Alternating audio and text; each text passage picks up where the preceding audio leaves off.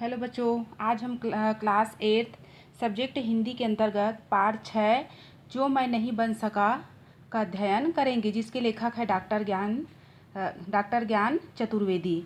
तो बचपन में अलग अलग लोगों को काम करते देखकर हमारे मन में अलग अलग तरह के पेशे अपनाने के भाव जागृत होते हैं, लेकिन ये भाव स्थायी नहीं होते हैं, पानी के बुलबुले के समान होते हैं। तो प्रस्तुत हास्य में लेखक ने अपने बाल जीवन के ऐसे ही विचारों को इस पाठ के माध्यम से व्यक्त किया है। पाठ इस प्रकार से है। तो मैं आज एक डॉक्टर हूँ तथा लेखक भी हूँ, परंतु बचपन में मैं ना तो डॉक्टर बनना चाहता था और ना ही लेखक। बचपन में मैं ना जाने क्या क्या बनना चाहता था। आज मैं आपको बचपन की उन अजीब तथा मज़ेदार इच्छाओं के विषय में बताऊंगा। मुझे जहाँ तक याद आता है, सबसे पहले जिस व्यक्ति से मैं बुरी तरह प्रभावित हुआ था वह एक क्या था, पेंटर था। तो हमारे गांव की एकमात्र फट्टा टॉकीज नई खुली थी और लंबी जुल्फों वाले गांव के नौजवान गेटकीपर बन गए थे।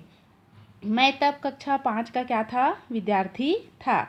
मैंने अपने पिद्दी जीवन की पहली टाकीज देखी थी और मैं उसका दीवाना हो गया था। मैं स्कूल से भागकर टाकीज पर घंटों खड़ा रहता और नई फिल्म के बोर्ड बनते देखता रहता। तब मैं गेटकीपर के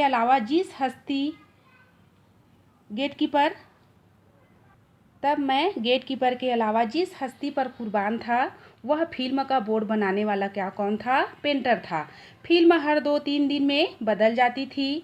सो पेंटर लगभग प्रतिदिन वहाँ क्या करता था, बैठा पोस्टर बनाता रहता था। मैं उसकी किस्मत पर रश्क करता और सोचता कि मैं भी बस जीवन भर बोर्ड बनाऊंगा। क्या मस्त जीवन है, बोर्ड बनाओ और दिन भर टाकीज पर रहो। परंतु बाद में मैंने उसी पेंटर को टाकीज के मैनेजर के सामने 10 रुपये एडवांस के लिए गिड़गिड़ाते देखा।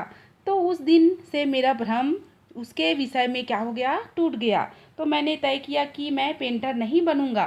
तब तक यूं भी मेरी नज़र गेटकीपरी के भव्य धंधे पर भी पड़ चुकी थी।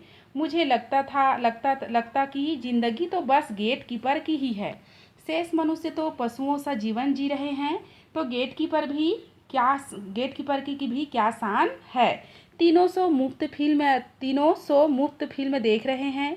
मुझे यह बात किसी ईश्वरीय वरदान की भांति लगती थी। कोई मनुष्य 300 में रोज फिल्म देखे। मैंने तय कर लिया कि मैं जीवन में गेटकीपर बनकर ही रहूँगा। इधर मेरी पढ़ाई क्या हो रही थी, चौपट हो रही थी। उधर मैं फटे हाल सा बनकर स्थानीय लक्ष्मी टॉकीज के मैनेजर से मिल रहा था। उस बेचारे ने मुझे अनाथ समझकर शाम वाले शो के लिए गेटकीपर रख लिया।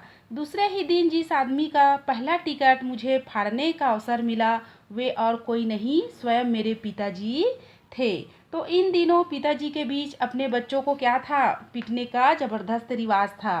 पिताजी ने मुझे मारा, मैनेजर को मारा और 2 गेटकीपरों को मारा और मारते मारते मुझे कहाँ ले आए, घर ले आए। टाकीज का मैनेजर मेरे पिताजी से क्षमा अर्थात माफ़ी मांगता रहा कि उसे पता ही नहीं था कि यह सरकारी अस्पताल के डॉक्टर साहब का लड़का था।